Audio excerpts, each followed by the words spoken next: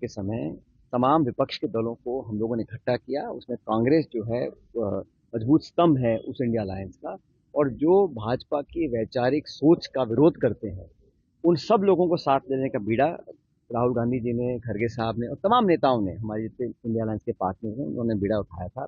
और उसका परिणाम ये रहा कि जो लोग दावा करते थे 300 पार, 400 पार, 500 पार, उन लोगों को आके जनता ने 240 पे रोक दिया और एक मिलीजुली सरकार का गठन 2024 के चुनाव में हुआ।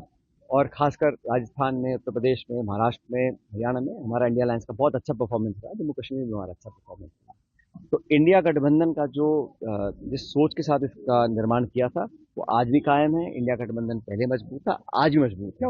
कुछ कुछ राज्यों में कभी कभी लोकल परिस्थिति देखकर, कहीं उपचुनाव है, किसी प्रांत में कहीं विधानसभा के चुनाव है, तो वो अलग परिस्थिति बन जाती है। लेकिन इंडिया अलायंस का जो गठबंधन है उसमें हम सब लोग साथ हैं, हमेशा साथ हैं। सर, कई बार संजय रावत के भी बयान आ रहे हैं, उधर से उमर अब्दुल्ला के भी आए हैं मैंने बयान। कहा ना, और दिल्ली में किसी नगर पालिका में कोई चुनाव है या कहीं उपचुनाव है या किसी प्रदेश में चुनाव है, वहाँ की अलग लोकल परिस्थितियां हैं।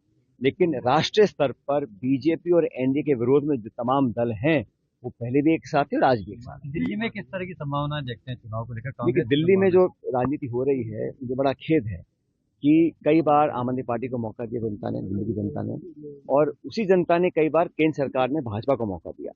अब जो चुनाव प्रचार चल रहा है, भाजपा और आम आदमी पार्टी ये आरोप लगा रहे हैं कि सीएम हाउस जो शीश महल है उसमें इतने करोड़ रुपए खर्च हुए। आम आदमी पार्टी बोलती है जो पीएम हाउस है, राजमहल, उसमें इतने खरब पैसे खर्च हुए।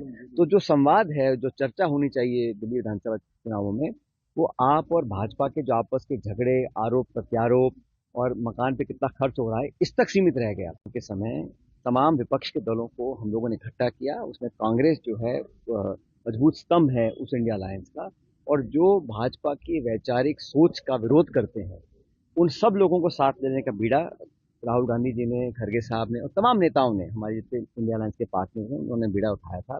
और उसका परिणाम ये रहा कि जो लोग दावा करते थे 300 पार, 400 पार, 500 पार, उन लोगों को आके जनता ने 240 पे रोक दिया और एक मिलीजुली सरकार का गठन 2024 के चुनाव में हुआ। और खासकर राजस्थान में, उत्तर प्रदेश में, महाराष्ट्र में, हरियाणा में हमारा इंडिया अलायंस का बहुत अच्छा परफॉर्मेंस रहा। जम्मू कश्मीर में हमारा अच्छा परफॉर्मेंस रहा।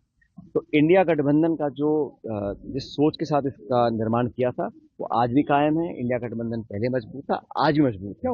कुछ कुछ राज्यों में कभी कभी लोकल परिस्थिति देखकर, कहीं उपचुनाव है, किसी प्रांत में कहीं विधानसभा के चुनाव है, तो वो अलग परिस्थिति बन जाती है। लेकिन इंडिया अलायंस का जो गठबंधन है उसमें हम सब लोग साथ हैं, हमेशा साथ हैं। सर, कई बार संजय रावत के भी बयान आ रहे हैं, उधर से उमर अब्दुल्ला के भी आए हैं मैंने बयान। कहा ना, और दिल्ली में किसी नगर पालिका में कोई चुनाव है या कहीं उपचुनाव है या किसी प्रदेश में चुनाव है, वहाँ की अलग लोकल परिस्थितियां हैं।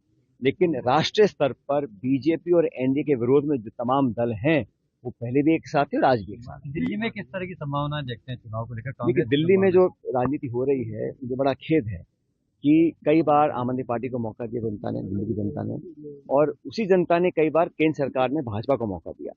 अब जो चुनाव प्रचार चल रहा है, भाजपा और आम आदमी पार्टी ये आरोप लगा रहे हैं कि सीएम हाउस जो शीश महल है उसमें इतने करोड़ रुपए खर्च हुए।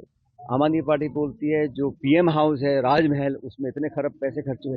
तो जो संवाद है, जो चर्चा होनी चाहिए दिल्ली विधानसभा चुनावों में, वो आप और भाजपा के जो आपस के झगड़े, आरोप प्रत्यारोप और मकान पे कितना खर्च हो रहा है, इस तक सीमित रह गया। न्यूज नेशन अब व्हाट्सएप पर खबरों की ताजा अपडेट के लिए न्यूज नेशन के इस क्यूआर कोड को स्कैन करें।